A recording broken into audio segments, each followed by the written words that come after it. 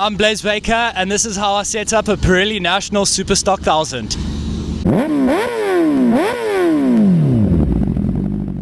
So obviously today we're talking setup.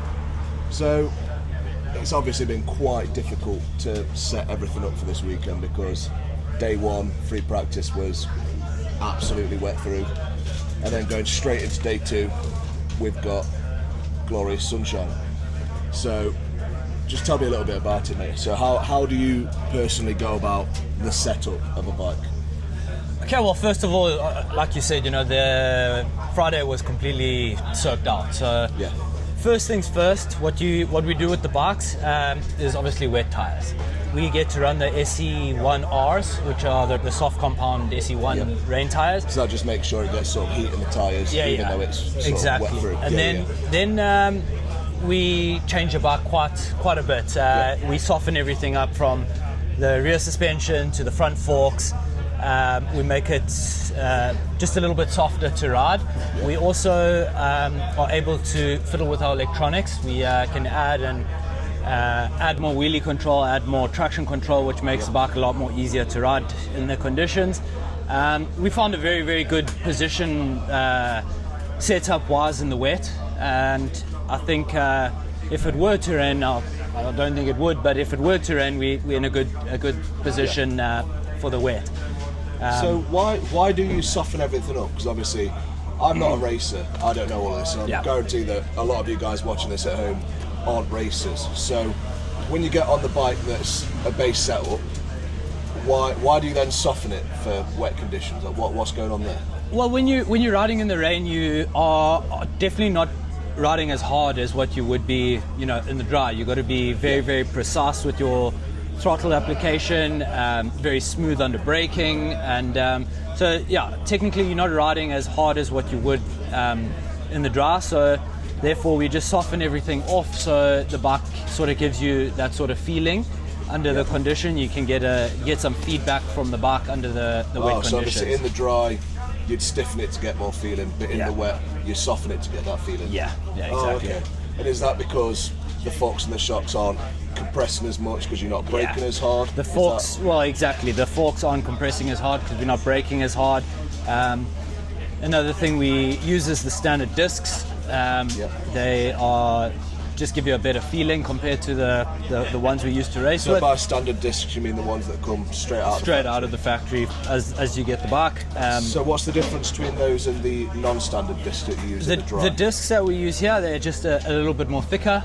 It just gives us a better feel under braking and more stopping power. When you're riding the bike, so let's just say we've gone from soft setup back to dry setup. Yeah. So when you take it out for warm-up, free practice, whatever, how do you sort of decide what you're changing? So are we talking dry conditions or in general? If you're going from, because obviously I'm assuming that after the wet, so when it's dry in the morning, you go back to base setup, go out on base setup. Yeah, right. So how do you know what to change, and how do you then communicate that? We were lucky enough to find a decent base setup, through our testing out in Spain and Donington Park and Alton. So we sort of kind of just gone to the track with that feeling. It's 2 clicks here or there, give or take on the circuit. I sort of just get on with the bike. I ride it. I have a track map. I come in after every session. I do a track map, and I sort of, before even looking at data, I just write my general feeling out, and then after that, then I'll sit down and have a look at the data and see, if what I'm saying correlates to what the data is saying, and we sort of make a decision going from there. Sometimes there's not drastic changes. We just, like I say, a couple of clicks here and there, but we've made some radical changes that have. In saying radical changes, it's all still correlating to what the data and my feedback says, but it has worked. So obviously it's well. I mean, P8 in race 1. We had a fantastic race yesterday. I think we found a bit of speed this morning in warm up, and hopefully we'll just dig in and crack on for race 2. And so have you made any changes since that race 1?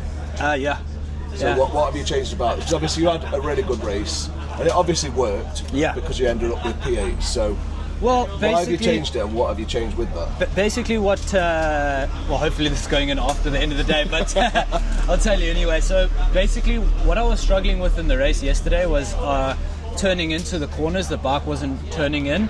I was struggling, I was fighting it to get through to the apex.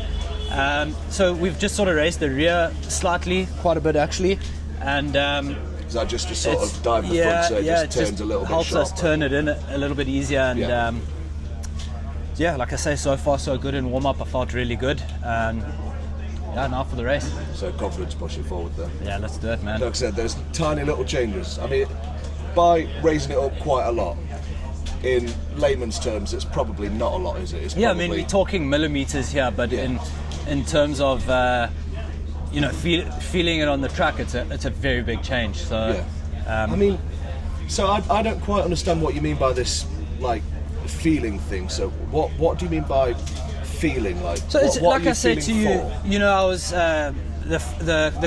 for instance, confidence into turn 3. I was having no confidence. I was really struggling to bring the bike through to the apex, whereas now, since the change, I'm able to be on the brakes, lean the bike over, and as I get off the brakes, I can turn the bike in without having to sort of feel like I'm waiting for the bike to slow down enough to turn in and hit the apex. So it's more of like an emotional feeling, almost like the confidence and the sort of like. Yeah, exactly. Oh, so it's not necessarily feeling physically what the bike's doing. It is kind of in a way, but you're doing it subconsciously as well. So it's like, you know, it's that mental feel of it actually turning in and it actually doing it. Yeah. So yes and no, but yeah. So if you're losing confidence in a certain thing, you'd sort of subconsciously feel why it's doing that. Yeah. Come in, communicate to your mechanic Robert and go, Yeah. it's doing this, what can we do about it, sort of thing. Exactly. Cheers, Thanks, mate. my brother. Good luck for us too.